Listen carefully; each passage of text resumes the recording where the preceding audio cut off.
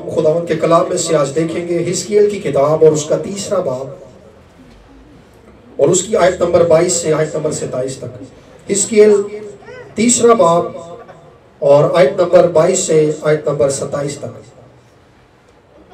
और वहां खुदावंद का हाथ मुझ पर था और उसने मुझे फरमाया, उठ मैदान में निकल जा और वहां मैं तुझसे बातें करूंगा। तब मैं उठकर मैदान में गया और क्या देखता हूं कि खुदावंद का जलाल उस शौकत की मानित जो मैंने नहरे कबार के किनारे देखी थी खड़ा है। और मैं मुंह के बल गिरा, तब रूह मुझ में दाखिल हुई और उसने मुझे मेरे पांव पर खड़ा किया और मुझसे हम कलाम होकर फरमाया, अपने घर जा और दरवाजा बंद करके अंदर बैठ। और ए आदमजाद देख, वो तुझ पर बंधन डालेंगे और उनसे तुझे बांधेंगे और तू उनके दरमियान बाहर ना जाएगा। और मैं तेरी जुबान तेरे तालू से चिपका दूंगा और तू गूंगा हो जाएगा। और उनके लिए नसीहत को ना हो, क्योंकि वो बागी खानदान है। लेकिन जब मैं तुझसे हम कलाम होगा तो तेरा मुंह खोलूंगा, तब तो उनसे कहेगा कि खुदावंद खुदा यूं फरमाता है, जो सुनता है सुने, जो नहीं सुनता ना सुने, क्योंकि वो बागी खानदान है। आमीन। खास तौर पर आज हम जिस हिस्से पर गौर करेंगे कि खुदा ने हिजकिय्याह से कहा है, अपने घर जा और अपना दरवाजा बंद कर ले और अंदर बैठा रहे। सब गौर से मेरी तरफ देखिए और गौर से सुनिए। इससे पहले कि खुदावंद ये बात हिजकिय्याह से कहता, हिजकिय्याह से खुदा ने कहा है कि अपने घर से बाहर निकल, मैदान में जा। और फिर से हिजकिय्याह ने खुदावंद के जलाल को देखा है। किसको देखा है? खुदावंद के जलाल को देखा है। और खुदा के जलाल को जब उसने देखा है तो उसके बदन में कुव्वत नहीं रही और वो मुंह के बल गिर गया। और फिर वो कहता है कि रूह मुझ में दाखिल हुई और उसने मुझे मेरे कदमों पर खड़ा किया। और फिर खुदा ने कलाम किया कि अपने घर जा, दरवाजा बंद कर दे और अंदर बैठा रहे। क्या कर? दरवाजा बंद करके अपने घर में बैठा रहे। याद रखिए, हिजकिय्याह के पास अपनी कौम के लिए नसीहत का पैगाम है। बनी इस्राएल कौम बुत परस्ती के बायस, खुदा को रद्द कर देने के बायस, गुनाहों में मुसलसल गिरे रहने के बायस और मुसलसल खुदा के कलाम को रद्द करने के बायस खुदा ने इसको सीरी में भेज दिया है। और खुदा हिजकिय्याह के वसीले से इस कौम से कलाम करता है कि वो तौबा कर ले। लेकिन जब इन लोगों ने तौबा नहीं की, इसके साथ ही इसी जमाने में यिर्मयाह नबी का जमाना है। यिर्मयाह नबी ने भी यही कलाम किया, इसराइल से तौबा की बात की कि वो बुत परस्ती छोड़कर, अपने गुनाह आलूदा जिंदगी छोड़कर जिंदा खुदा के आगे झुक जाएं। लेकिन उन्होंने तौबा नहीं की। और अब खुदा ने क्या किया है? अब खुदा ने हिजकिय्याह से कहा है कि तू दरवाजा बंद कर ले, अपने घर में चला जा और अंदर बैठा रह और मैं तुझे गूंगा कर दूंगा, तेरी जुबान बंद हो जाएगी। और खुदा ने कहा कि वो तुझ पर बंधन बांधेंगे, वो पूरी कोशिश करेंगे कि तू बाहर आए, तू उनसे बात करे, लेकिन तू उनसे बात नहीं करेगा। वजह क्या है? वजह जो खुदावन ने बताई है वो वजह ये है, खुदा ने कहा ये एक बागी खानदान है। ये क्या है जी? बुलंद आवाज से बोलिए, बागी खानदान है। बागी क्या होता है? बागी वो लोग होते हैं या वो बच्चा होता है, वो शख्स होता है जिसको किसी बात से मना किया जाए लेकिन वो अपनी हट दर्मी में वही काम फिर से करे। आप किसी बच्चे को मना करते हैं, बेटा आपने आग से नहीं खेलना, वो मुसलसल माचिस के साथ जाकर खेलता है, वो जाकर चूल्हे के पास खड़ा हो जाता है। ये बगावत है। यानी जिस काम से खुदा बनी इस्राएल को मना कर रहा है वो उस काम से मना नहीं होना चाहते, बल्कि अपने दिल की मंजूरी में चलना चाहते हैं, वो अपनी मर्जी में चलना चाहते हैं। अक्सर कहा जाता ना, यार अपने मिजाज का बंदा है। अपने मिजाज, अपनी सोच और जो कुछ इनके दिल में आता है ये उसे करना चाहते हैं। ये खुदा के कलाम को किसी तरह से खातिर में नहीं लाना चाहते, ये खुदा के कलाम पर किसी तरह से गौर नहीं करना चाहते, ये किसी तरह से खुदा के कलाम को सुनकर शिनवा नहीं होना चाहते, खुदा के कलाम की वजह से तायब नहीं होना चाहते, खुदा के कलाम को सुनकर तौबा नहीं करना चाहते। क्यों? क्योंकि ये बागी लोग हैं, ये बागी लोग हैं। और खुदा ने हिजकिय्याह का मुंह बंद कर दिया। हिजकिय्याह से कहा है कि तू अपने घर में चला जा और तू अपने कमरे में बंद हो जा। वजह क्या है? क्योंकि जब उन्होंने कलाम को नहीं सुना, इसलिए खुदा ने अपने नबी से कहा है कि तू अंदर चला जा, ताकि अब इनसे नसीहत की कोई बात ना हो, अब इनसे नसीहत की कोई बात ना हो। याद रखिए, खुदा किसी भी शख्स से, किसी भी घराने से, किसी भी कौम से, किसी भी फर्द वाहिद से, किसी भी इलाके के लोगों से कलाम करता है और अपने कलाम के वसीले से जो खुदा की मर्जी है खुदा उस पर जाहिर करता है। और खुदा चाहता है कि खुदा जिंदगियों के अंदर बरकत लेकर आए, खुदा चाहता है कि जिंदगियों के अंदर बहाली आए, लोग शिफा पाए, लोग खुदा की हजूरी से रिहाई पाए, खुदा के मसा से भर जाए, खुदा के जलाल से भर जाए और अपनी जिंदगी के अंदर फाइनेंशियल ब्लेसिंग का तजर्बा करें, रूहानी बरकत का तजर्बा करें, जिस्मानी बरकत का तजर्बा करें, माली बरकत का तजर्बा करें। लेकिन जब खुदा कलाम करता है और लोग सुनकर शिनवा नहीं होते, कलाम को पीछे फेंक देते हैं, कलाम की तरफ तवज्जो नहीं करते, कलाम की तरफ ध्यान नहीं लगाते, फिर क्या होता है? फिर खुदा कलाम बंद कर देता है, फिर खुदा कलाम बंद कर देता है।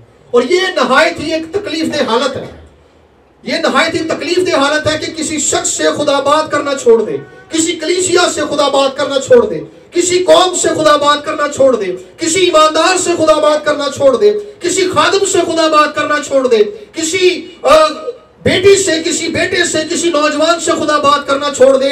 याद रखिए, किसी शख्स से जब खुदा का कलाम दूर हो जाए तो इस जमीन पर सबसे बड़ी बदबख्ती यह है कि उससे खुदा का कलाम दूर हो गया, क्योंकि खुदा का कलाम रिहाई देता है, खुदा का कलाम जिंदगी देता है, खुदा का कलाम राहों को रोशन करता है, तारीकी से निकाल लेता है।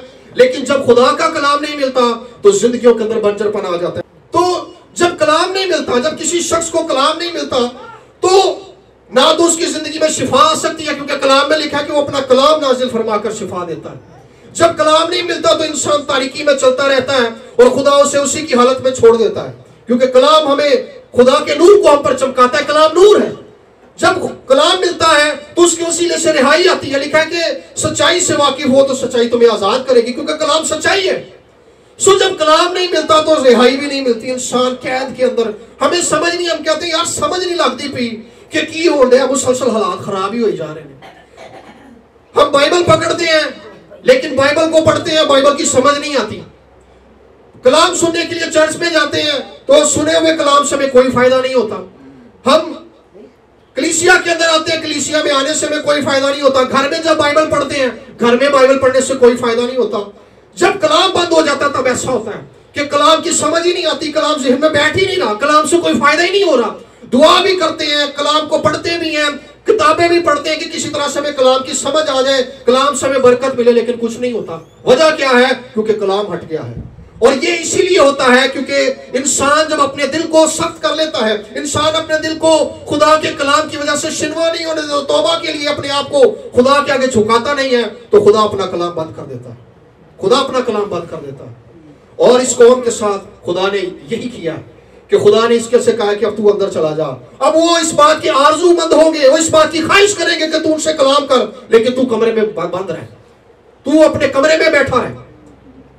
याद रखिए, जब हम कलाम को सुनते हैं तो खुदा असल में कलाम के वसीले से अपनी मर्जी हम पर जाहिर करता है। तो कलाम को सुनते ही अपने आप को कलाम के ताबे करें, कलाम के शिनवा करें, ताकि खुदा अपने कलाम के वसीले से हम पर रहम करे। याद रखिए, जब हम कलाम के लिए आते हैं, पिछले दिनों में हमने ऐसी गवाहियां सुनी है यहाँ पर कि बहन भाई कलाम की आरजू रख कर आए। उन्हें इस बात की समझ थी कि जब खुदा कलाम करता है तो उसके वसीले से हमारी जिंदगियों के अंदर किस तरह से तब्दीली आती है, किस तरह से खुदा की कुदरत, खुदा की बरकत, खुदा का जोर और खुदा का जलाल जाहिर होता है। ये कलाम के वसीले से होता है। हमने पिछले दिनों में बहन की गवाही सुनी, बहन हुमा की। बहन हफ्ते की सारा दिन उन्होंने रोजा रखा, सारी रात ये दुआ में रही। वजह क्या थी? इन्होंने इस बात के लिए दुआ कर रही थी कि खुदावंद तू हम दोनों मियाँ बीवी को अपनी खिदमत के लिए चुन। ये इसी बात के लिए दुआ करती रही। इतवार का भी दिन गुजर गया, पीर वाले दिन भी ऐसे ही हुआ। और जब अगली रात को ये आई तो खुदा ने मुझ पर इस बात को जाहिर किया कि इनको सामने बुलाकर मेरी खिदमत के लिए मसा करो। मैं नहीं जानता था कि ये रोजे रख रहे हैं इस बात के लिए कि खुदा हमसे बात करे। याद रखिए, जब हम आरजू रखते हैं तब खुदा बात करता है। जब हम इस बात की फिक्र ही नहीं करते, हमें इस चीज से फर्क ही नहीं पड़ता कि खुदा हमसे बात करे या ना करे, फिर खुदा भी बात नहीं करता, खुदा भी बात नहीं करता। लेकिन जब खुदा बात करता है तो खुदा चीजों को तब्दील करता है। खुदा हमारे खानदानी हालात को बदलता है, खुदा हमारी सोचों को बदलता है, खुदा हमारे अंदर रूहानी बेदारी को लेकर आता है अपने कलाम के वसीले से। लेकिन ये होता कब है? जब हम खुदा के कलाम के तालिब हो जाते हैं, जब हम खुदा के कलाम के तालिब हो जाते हैं। सो बहनों और भाइयों, जब भी आप खुदा की हजूरी में आए तो खुदा के कलाम के तालिब होकर आए। आप जब घर में होते हैं तो इस बात के लिए अपने आप को तैयार करें, अपने दिल में दुआ करें कि खुदावंद आज जब मैं जाऊं तो तू कलाम के वसीले से मुझसे बात करना, तू कलाम के वसीले से अपनी मर्जी को मुझ पर जाहिर करना, तू कलाम के वसीले से अपने नूर को मुझ पर चमकाना, तू अपने कलाम के वसीले से मुझे तारीकी से निकाल लेना, तू अपने कलाम के वसीले से मुझे शिफा देना, तू अपने कलाम के वसीले से मेरे बंधनों को आज मुझसे तोड़ देना। खुदावंद आप घर से इस बात के लिए तैयार होके आए। ये एक संजीदगी है जिसके साथ हमें खुदावंद के हजूर में जाना है, और खुदा चाहता है कि हम इसके साथ खुदावंद की हजूरी में जाएं। लेकिन जब हम परवाह नहीं करते, जब हम सुने हुए कलाम की परवाह नहीं करते, सुने हुए कलाम को पीठ पीछे फेंक देते हैं, तो फिर खुदा कलाम करना बंद कर देता है। याद रखिए, यीशु पौलुस रसूल ने कहा था कि ईमान सुनने से पैदा होता है, सुनना मसीह के कलाम से। जो ईमान हमारे अंदर पैदा होता है, ये कलाम के वसीले से पैदा होता है। जब हम कलाम के आरजूमंद नहीं होते, हम कलाम को पाने के लिए ख्वाहिश नहीं रखते, जब हम भूखे होते हैं तो हमें एहसास होता है कि हमें भूख लग रही है। भूख की वजह से कई बार पेट में भी दर्द होता है, भूख की वजह से बीपी भी लो हो जाता है, शुगर भी लो हो जाती है, क्योंकि भूख लगी हुई है। हमारे बदन पर इसके असरात नजर आते हैं क्योंकि हमें भूख लगी हुई है। क्या जब हम रूहानी तौर पर कमजोर हो रहे हैं तो हम उन निशानात को समझ पा रहे हैं कि हमारी रूह के अंदर ऐसी, हमारे अंदर बेचैनी क्यों है? हम इस बात को समझ पाते हैं, हमारे अंदर ईमान क्यों नहीं पैदा हो रहा? क्या हमने इस बात को कभी समझा है? हम चर्च में जाकर कलाम को सुनने के बावजूद भूल क्यों जाते हैं? कलाम पर मुसलसल गौर क्यों नहीं कर पाते? कलाम के वसीले से हमें फायदा क्यों नहीं आता? हमने कभी इस बात पर गौर किया है? ये इसीलिए है कि हम भूखे तो हैं लेकिन हमें इस बात का एहसास नहीं है। हम बजाय खुदा के कलाम से अपनी भूख को भरने के, हम अपने आप को दूसरी चीजों से भरने की कोशिश करते हैं। हमारा दिल हमें लगता है कि हमारे अंदर जो बेचैनी है शायद ये लोगों के साथ मिलने से दूर हो जाएगी, शायद ये जो है किसी किताब को पढ़ने से दूर हो जाएगी, शायद मैं अकेला रहना शुरू हो गया, ये इसीलिए मेरे अंदर आ गई है। हम आर्जी चीजों से इसको भरने की कोशिश करते हैं। लेकिन याद रखिए, ये इसीलिए हमारी जिंदगी में हो रहा होता है क्योंकि खुदा चाहता है कि हम उसके कलाम की आरजू रखें, और खुदा अपने कलाम के वसीले से अपने लोगों को बरकत देना चाहता है। लेकिन ये एक तकलीफ दे बात है कि जब खुदा कलाम करे और हम उस पर ध्यान ही ना लगाएं, हम उस पर ध्यान ही ना लगाएं। याद रखिए, कलाम में लिखा है कि दिन दिन से बात करता है, रात रात को हिकमत सिखाती है, ना रोना है ना आवाज सुनाई देती है। कलाम खुदा का मौजूद है, खुदा तो कलाम कर रहा है, लेकिन लिखा है कि जिसके कान हो वो सुने कि रूह कलीसियाओं से क्या फरमाता है। खुदा तो कलाम कर रहा है, लेकिन सुनने वाले कान चाहिए उस आवाज को सुनने के लिए। हमारी जिंदगी के अंदर जो भी मसाइल हैं, याद रखिए, ये मसाइल उस वक्त हल होंगे जब हम मुसलसल खुदा की आवाज को सुनना शुरू कर देंगे। एक ईमानदार की जिंदगी के अंदर जब बेचैनी बढ़ना शुरू हो जाती है, वजह यह है कि खुदा के कलाम को सुनना उसने छोड़ दिया है। जब हमारे अंदर ईमान में कमजोरी आना शुरू हो जाए तो इसका मतलब यह है कि हमने खुदा के कलाम के तालब होना छोड़ दिया।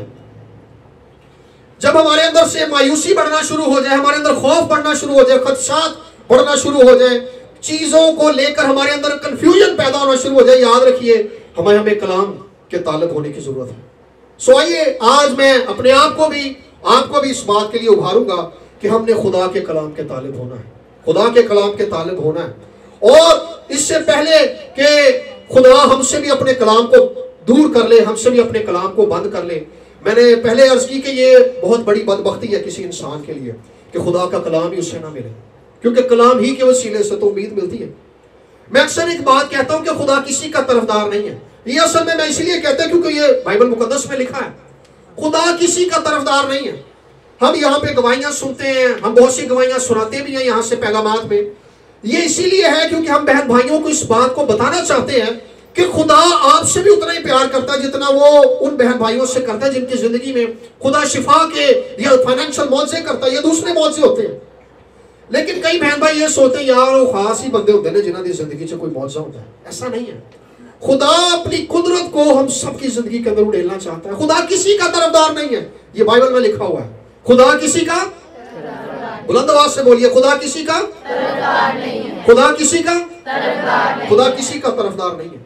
लेकिन खुदा उस शख्स की तलाश करता है जो सच्चे दिल के साथ इस बात को समझ ले कि खुदावंद तू अगर इस भाई की जिंदगी के अंदर काम कर सकता है तो तू मेरी जिंदगी कर। मुझे एक गवाही याद आ गई। एक मैं जिस ऑफिस में काम करता हूं तो हमारा सर्वर खराब हो गया। सर्वर कंप्यूटर जो होता है उसके साथ दूसरे सारे कंप्यूटर ऑफिस के कनेक्टेड होते हैं। तो सर्वर बंद हो गया, मैं अभी नया नया गया था इस ऑफिस में। तो जो मेरा सीनियर था, जो आईटी डिपार्टमेंट का हेड था, वो आया, उसने पूरी कोशिश कर ली, लेकिन जो हमारा डाटा था वो बड़ा कीमती था। किसी तरह से हमें उस डाटा को बचाना था, लेकिन वो बंद हो गया। तो मेरा बॉस और वो जो सीनियर था आईटी डिपार्टमेंट का, वो बाहर गए, मैं पास बैठा हुआ था। तो उन्होंने मुझसे कहा कि, कहने लगे दाऊद साहब हमने तो कोशिश कर ली है, अब आप देख लें अगर ये ऑन होता है तो। पूरे तौर पर वो नाउमीद थे। मैं उसका जूनियर था, जूनियर भी क्या, हालांकि मेरा वो डिपार्टमेंट भी नहीं था, मैं तो उस वक्त ग्राफिक्स डिपार्टमेंट में गया था। तो जैसे ही वो बाहर गए, मैंने कहा खुदावन तेरे नाम में कुदरत पाई जाती है और मैं जानता हूं तो किसी का तरफदार नहीं है, ये तेरे कलाम में लिखा हुआ है। ये कलाम के वसीले से बात मुझे समझ आई थी। तो मैंने कहा खुदावन अब तेरे कलाम में लिखा है कि तेरे नाम से मुर्दे जिंदा हो जाते हैं, बीमारियां जिंदगियों को छोड़ देती हैं, रोग चले जाते हैं, कैंसर चले जाते हैं। मैं कहा आज कंप्यूटर भी ऑन हो गए, सर्वर भी ऑन हो गए। और मैंने जैसे ही यीशु नाम से हुक्म देकर उस कंप्यूटर को ऑन किया, वो ऑन हो गया। और वो इतनी देर तक ऑन रहा, कि हमने अपना डाटा बचा लिया, डाटा दोबारा रिकवर हो गया, डाटा सेव हो गया और वो फिर से बंद हो गया। सो याद रखिए खुदा काम करता है। हमें इस बात को समझने की जरूरत है कि खुदा हमारी जिंदगी के अंदर भी उसी तरह से अपनी कुदरत को जाहिर करना चाहता है जितनी वो बाइबल के किरदारों की जिंदगी के अंदर करता था। ये गवाही एक भाई ने सुनी, उसने यूट्यूब पर यह पैगाम सुना। वो फौजी था, वो कहने लगा खुदावन जी गवाही सच्ची है ना। तो मेरा मोबाइल 2 साल तो डेड पे है, भी ऑन होना चाहिए जी, गवाही सच्ची है। तो कह रहा मैंने रात दुआ की और मैंने दुआ करके मोबाइल अपना रख दिया। वो कंपनी से, सैमसंग कंपनी से उन्होंने भेज दिया था कि ये डेड हो गया, ये ऑन नहीं हो सकता। उसने रात दुआ की और सुबह उठा, कहता मैंने मोबाइल ऑन किया है। कह रहा दाऊद भाई 2 साल से ये मोबाइल ऑन है। उसने 2 साल बाद मुझे कॉल किया। याद रखिए जिंदगी का कोई ऐसा हिस्सा नहीं है जिसमें खुदा की कुदरत जाहिर नहीं होती। ये क्यों होती है? क्योंकि इसके पीछे खुदा का कलाम है, पीछे खुदा का कलाम है। हमें इस कलाम को समझने की जरूरत है कि खुदा अपने कलाम की कुदरत से जिंदगियों के अंदर काम करता है। खुदा अपने कलाम के वसीले से जिंदगियों के अंदर अपने जलाल को जाहिर करता है। खुदा कलाम के वसीले से अपने जोर को जाहिर करता है। मैं इस गवाही को के साथ इस कलाम को बंद करूंगा। मैंने पहले भी इस गवाही को बताया है कि मेरी वालदा को जब हम शौकत खानम से लाए तो उनकी हार्ट बीट कम हो रही थी, उनकी तबीयत मुसलसल बिगड़ रही थी। और डॉक्टर था हमारे साथ और पादी साहब थे मेरे साथ, पास्टर शाहिद। और जब हम कार्डियोलॉजी आए तो उनकी तबीयत मुसलसल बिगड़ रही थी और उन्होंने, डॉक्टर्स ने फौरन जो था उन्हें मशीनरी लगा दी और डॉक्टर ने मुझे कहा इनकी जो हालत है वो मुसलसल क्रिटिकल हो रही है, तकलीफदेह हो रही है, इनकी हालत खराब हो रही है, कंट्रोल से बाहर हो रही है। और थोड़ी देर बाद ही क्या हुआ, मेरी बहन चीखना शुरू हो गई और रोना शुरू हो गई और वो मुझसे आके कहने लगी कि दाऊद अब हम क्या करेंगे, क्योंकि वो जो लाइफ लाइन चल रही थी, जो मॉनिटरिंग डिवाइस होती है जिसके अंदर वो पता चलता है, एक टेढ़ी मेढ़ी लाइन चलती है कि बंदा जिंदा है, वो सीधी हो गई थी। और डॉक्टर ने आके मुझे कहा कि ये एक्सपायर हो गई है, हम कुछ नहीं कर सकते। तो अब तो कुछ भी नहीं हो सकता, डॉक्टर ने कह दिया एक्सपायर हो गई। लेकिन एक बात उस वक्त खुदा के कलाम की जिस पर मुसलसल मेरा ध्यान था, जिसने मेरा ध्यान अपनी तरफ खींचा हुआ था, वो ये थी कि यीशु ने हमारी बीमारियों को उठा लिया है, यीशु ने हमारी कमजोरियों को उठा लिया है। और इस बात ने मुझे इस कदर कंट्रोल किया हुआ था कि जब मैंने अपनी अम्मी का चेहरा देखा, उन्होंने ऑक्सीजन मास्क उतारा तो उनका मुंह खुला हुआ था, तो मुझे याद आया ऐसे ही मैंने अपने अबू का चेहरा देखा था जब उनकी डेथ हो गई थी अस्पताल में। तो सेम वही हालत थी, सांस भी नहीं था, दिल की धड़कन भी बंद हो गई।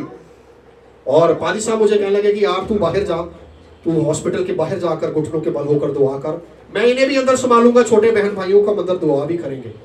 तो जैसे ही हमने दुआ की मिलकर, फिर से उनका सांस भी आ गया, उनके दिल की धड़कन भी बहाल हो गई। और वही डॉक्टर हैरान थे जो कह रहे थे कि हम कुछ नहीं कर सकते, ये एक्सपायर हो गई है, वो इस बात से हैरान थे कि दिल की धड़कन भी आ गई है, सांस भी बहाल हो गया है। वजह क्या थी? उसके पीछे खुदा का कलाम था।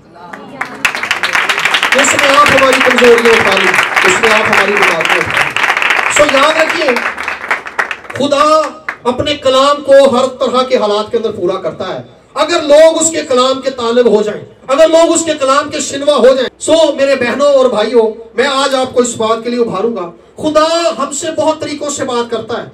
हमारी जिंदगी के अंदर जो खराबियां हैं, हमारी जिंदगी के अंदर जो मसाइल हैं, क्या हमने खुदा की आवाज को सुनी है कि ये क्यों है? क्या हम भी तो इसराइल की तरह गर्दन कश और सख्त दिल तो नहीं हो गए? अगर ऐसी बात है तो कहीं ऐसा ना हो कि हमसे भी कलाम दूर हो जाए। एक रेफरेंस है, ये बड़ा तकलीफ देह बात है जो खुदा ने आमूस के वसीले से कही थी। आमूस 7 बाब के अंदर ये लिखा है, 11वीं आयत के अंदर खुदावंद यूं फरमाता है, देख वो दिन आते हैं कि मैं उस मुल्क में कहत डालूंगा, पानी की प्यास और ना रोटी की प्यास का है कहत, बल्कि खुदा के कलाम का कहत। यानी खुदा कह रहा है कि जैसे काल पड़ जाता है इसी तरह से कलाम का काल होगा, किसी को खुदा का कलाम नहीं मिलेगा। ये नहायत तकलीफ दे हालत है। और ये कब होगा?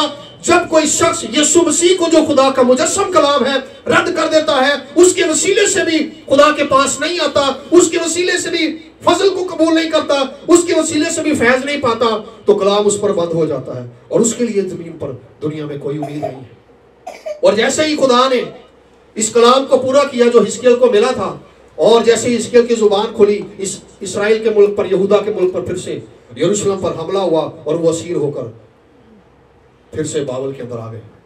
सो मेरे बहनों और भाइयों, याद रखिए कि खुदा कलाम करता है और हमने कलाम की इज्जत करनी है, कलाम की आरजू रखनी है, क्योंकि कलाम ही के वसीले से खुदा अपने जोर को हमारी जिंदगियों के अंदर जाहिर करता है। आइए आंखों को बंद करेंगे।